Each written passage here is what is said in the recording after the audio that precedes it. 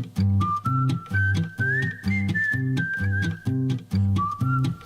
there, and welcome back to Prarie Exotics. My name's Steve, and this is my friend Shar.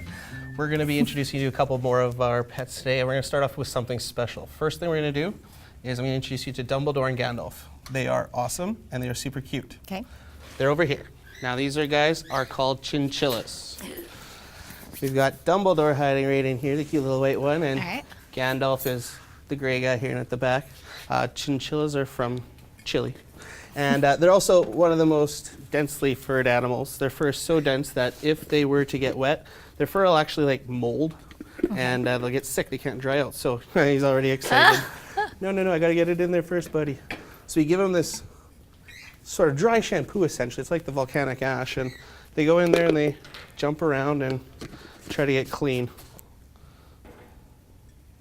He just knows it's in there. Yep. Oh my goodness. And see, oh, Dumbledore hears him, and he's probably gonna go check it out. That is the cutest thing. Yeah.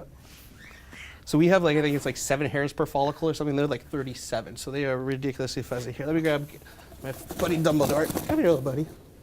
Oh, he's so cute. Give him a feel. Feel how fuzzy he is. Oh, he's so soft. Oh my goodness. And these guys, they actually live for like 18 to 20 years. Huh. But the sad part is they're pretty much extinct in the wild because people made too many mittens and coats out of these guys being so soft. You can see, right? But aren't they adorable? They are really cute, like little mice. Yeah. Hey, you're all bad. Oh my gosh. His little feet too. Yeah. Oh, they're so cute. Here, let him go in for his little dust bath. See if he wants to go in there. Oh, yeah. I like the little turns they do. Right? It's so awesome. All right, here, we'll close that so they don't go jumping out on us. Now, let's do something else cute. I like frogs. Okay. Frogs are always cute. And these little ones are adorable. Look at these little guys. Oh, they have nice colors to them. Right? Hi. So here, I'm going to put the out on the table here so we can get a couple of shots. Now, these ones are called Amazon milk frogs.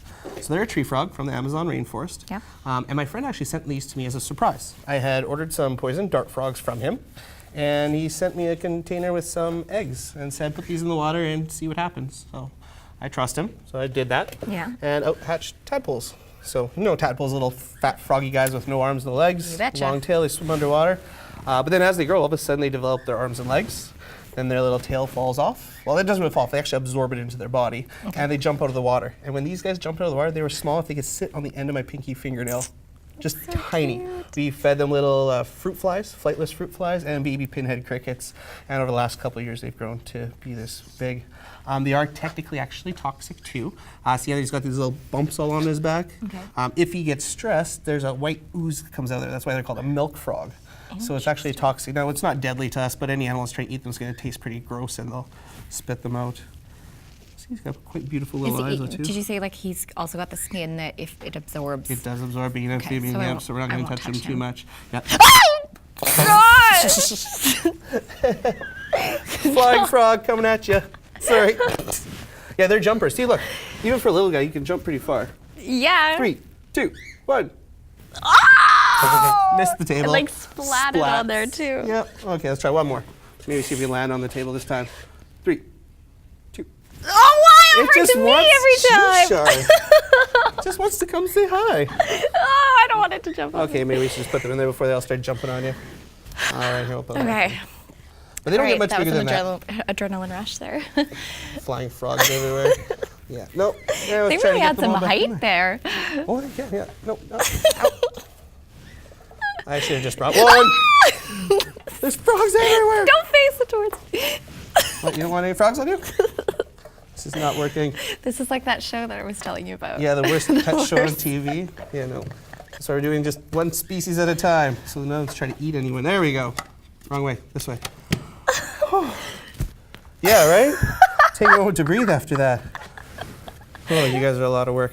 Okay, let's get something slower. That's not going to jump and try and pee on everything. Let's bring out Littlefoot, because Littlefoot is super cute. Look at it. Oh my goodness. Looks like a little dinosaur. He does look like a little Do you dinosaur. want to try holding this one? Yeah. Hand in the front, hand in the back. Okay, it's Okay, I'm getting a jumpy. I'll never put you in Okay. danger. Don't worry. All These right. are all very friendly. So Littlefoot here is called Euromastix, or a spiny tail lizard, because look at that spiny tail. So where geckos lose their tails, this one uses it as a weapon. Oh yeah, So, definitely. Yeah. Kind of looks like the one dinosaur has a big tail like that too, right? Yeah. Now these guys, what this was is his name? Like Littlefoot's. Yeah. Yeah, Spike. Spike. That's That who was it was. Spike. Yeah, it looks like Spike. Oh, we're gonna change your name. No, Littlefoot works. All right, Okay. fine. They're It's your nice and easy pet. to take care of. I mean, the one thing is they need a lot of heat. This one's from Egypt. It's an Egyptian Euromastix. They like 130 degrees, so you got a big warm hot spot from your light, lots of UV, but other than that, they're herbivores, so only fruits, veggies, and salads, not even too much fruit, really. Wow. No bugs. But these are one of the largest species of the Euromastix, and the males can get like 3.5 feet tip to tip, so they get quite large. But they're a little bit of a slow grower because being a herbivore, they're only relying on their greens and stuff. Wow, that's really pretty cool. cute though, I've never right? seen anything like that. Yeah. Looks like she may need to have a little bit of a nail trim on her, though. We'll paint them. What color should we paint her nails? A little sparkly. Nah, I think we'll keep them. See, she sheds in pieces too. She's got a little bit coming off of her chin here. There we go, helping her out. A little bit around the tail here. Because she has to have it so dry, it can be a little bit difficult for her to shed. We don't even give them a water bowl because the water in their enclosure can be enough to give them a respiratory infection. So that's where knowing each of the animals' care becomes very important, because you want to make sure you're not putting them, just like, In because if you danger. said gecko, you put one gecko and the other, like, oh, they're both geckos, you can put them together. Well, Okay. no, not necessarily, right? Like that one gecko's on the ground, the other one's up in the trees. One eats smoothies, one eats bugs. So that's where knowing the type of animal that you're working with definitely helps for That one's very what cool. you're setting up. Yeah. Now the next one, we're not going to touch. I'm not even going to open it. Well, yeah, we'll open it, but we're not going to take it out. This one, what is that? Scorpion. It is a scorpion, yeah. This is Jim Bob Pinchy Pants. Okay, I And like the name. Jim Bob Pinchy Pants is desert hairy. So it's a type of scorpion found through the United States, and it's one of the more deadly ones. It's hard to see because he is all kind of crumpled together trying to look small right now, but he's got tiny pinchers. We'll bring up probably an emperor scorpion to one of our other shows here. You'll see with an emperor scorpion, they've got really big pinchers. That's their primary weapon. So if they're first going to be in dealing with you, they go right to pinching, and if they need, then they'll sting you. Whereas this guy, his pinchers are too small. He goes right to stinging, and this guy would probably send you to the hospital if he stung you. So this is one that we don't really. You never touch it? No, if I have to get it in here, I'm very careful with my lid, or I use my tongs to carefully pick take it up him and out. put it into there. Yeah, but he's kind of cute though, to a degree. Very geometric Yeah. looking. So he's an arachnid Interesting. too, just like the They can't tarantula. jump? No, All these guys right. don't jump. But being an arachnid, he does have 8 legs, then with his claws there on the front. But I'll warn you, this next one is a snake. It's a Okay. pillowcase, but No, don't I'm worry, okay. she's very Okay, friendly. with the snake. It was the lizard snake freaked me out. So this one's really pretty. And these are actually one of my favorites too. Ooh. So yeah, let's hold on to her there. I'll hold on to her head because she's called a Mexican black king snake. And the reason she's called a king snake is she'll actually eat other snakes and lizards too. Yeah. So snakes with the word king in their name are often are ones that eat other snakes, like the king snakes, king cobras, stuff like that. Why did you say you're holding its head? Well, Because you're afraid it's gonna bite me. we've been touching a lot of different animals, so she could get a little interested and want to chew. And while some animals will snap at you, she's a very slow. She'll be like just checking you, and all of a sudden, almost like yawn bite you. like a it's cat. slow, yeah. So I'd rather have her bite me than you if that's going to be the case. Oh, So thanks. Appreciate that. yeah, but so in captivity we do feed her just frozen thawed mice, even some chicks once in a while. But in the wild she would eat other snakes, and the cool thing is too, she's immune to their venom. So she can even eat a rattlesnake.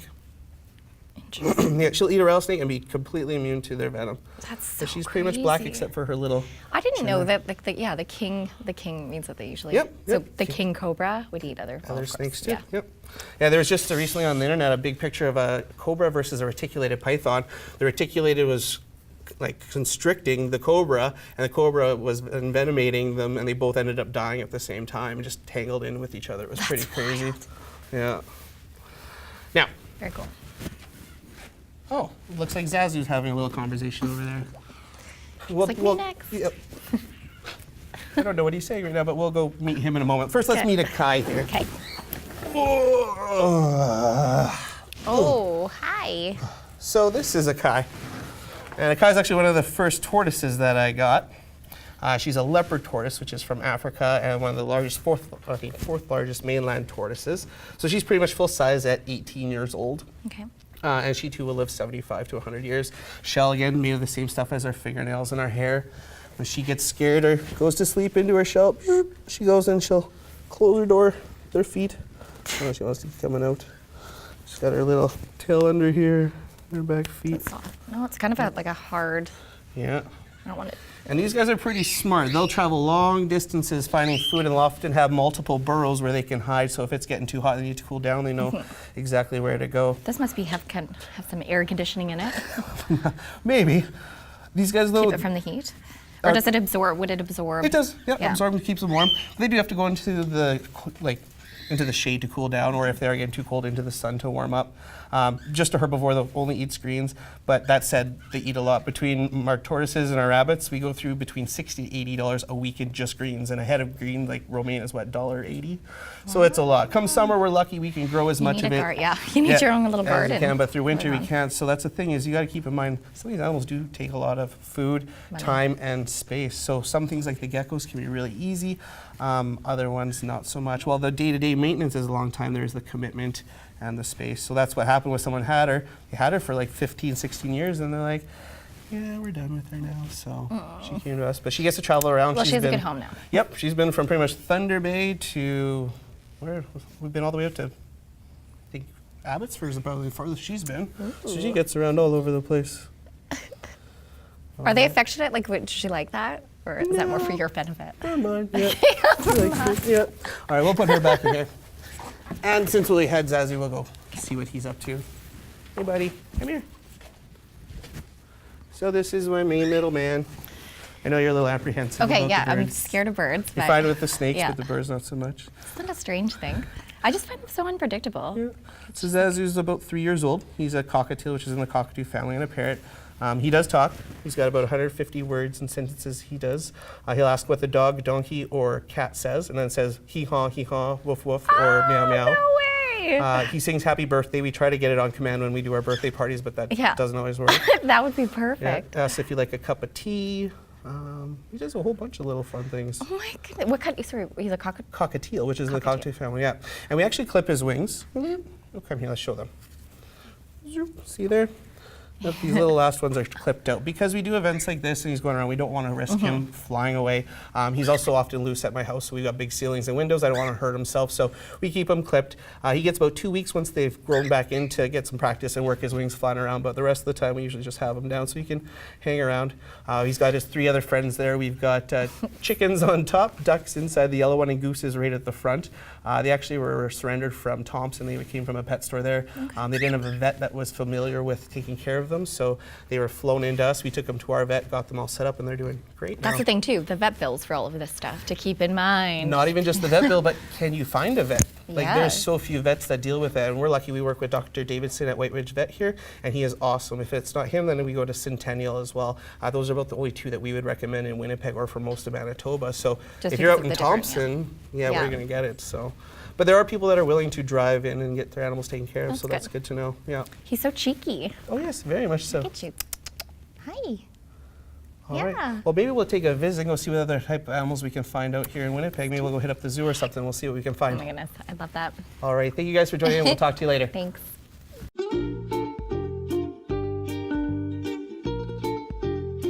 Hey guys, welcome to the Creature Feature. The first one we're going to be looking at is one of my favorites, and actually the reptile that started me into the whole love and we'll call it obsession that created Prarie Exotics. My very first one was Blaze. I got her from Petland. I had been looking for a new pet. I wasn't able to have a cat or a dog in my apartment when I was living downtown. So I was looking for something a little different, and honestly all I knew about exotics was fish, turtles, and maybe snakes. But then I came across this little bearded dragon and pretty much fell in love right away.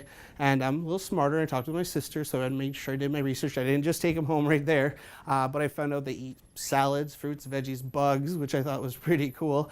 And while they do get a little bit big and need a bit more care, they live like 15 to 20 years if taken care of properly, and can make quite awesome pets. They're very social, as you can see. He doesn't even mind just being thrown up on my shoulder. So for a setup with these guys, they will hit full size in about a year. So about 12 to 15 months, give or take, with proper feeding, proper lights and all that kind of stuff, they will hit full size. So starting a smaller enclosure isn't really worth your time. Getting a large, about a 40-gallon breeder tank is what you need to set these guys up. What you can do when they are smaller is just put a divider in there if you want to make them feel a little bit safer. But essentially what we got set up here, this is George, as our other buddy. You're going to have a dish where he's going to have his salad in the morning that he starts off with. You've got a water dish for his water. Little hide, we usually keep it on the cooler side so if he wants to go and sleep where it's cooler. With him right now we're using rocks because we can also use sand. It's easier to sift than even the rocks are. And then we put some little decor in there and stuff that helps them climb up and get closer to the light. Now the lighting with these guys is very important. Being from Australia and they love their heat, they also require UVA and UVB lighting. So with that, what we're going to do is we're going to get that from the tube fluorescent we have coming across the top there.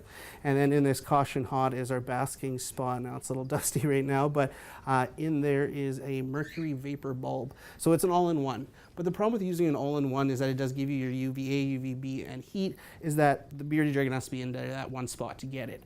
By putting the UVB tube fluorescent and UVA across, it actually allows them to receive the UV across the whole tank. Another option is to switch out the MVB with a heat emitter. We actually got one right under here. If I can pull it around, it's kind of hot. You'll see it doesn't actually put out any light, it's just completely heat. And that thing's gonna last for 7 years.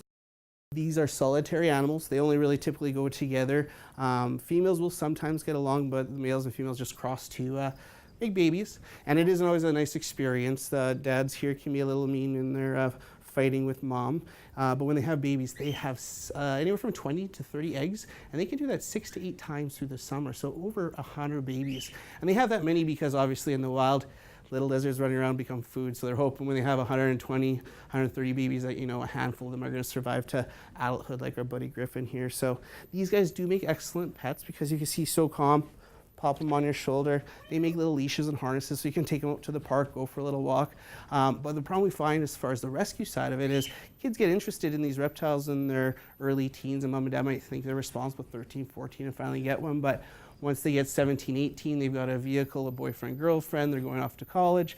They lose focus on their little friend here and don't have time. Mom and dad get stuck with it. So it is really a time commitment. You have to make sure you are having a home all the way through forward, or plans, you know, should you not be able to keep it, it can come to a place like us. So I want to thank you for tuning in to learn about our friends, the bearded dragons. Hope you guys enjoyed. We're going to look around here at our facility and see some of the other animals and things that are going on, but make sure you stay tuned.